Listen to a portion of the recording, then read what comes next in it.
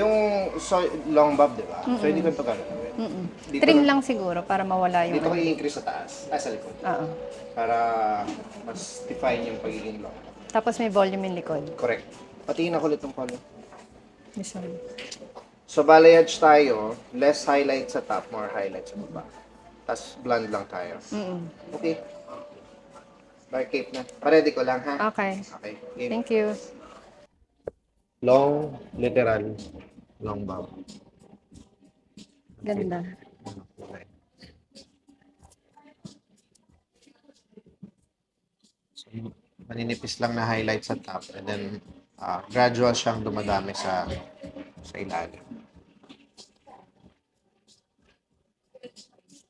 Ayos. Ayos. Achieve.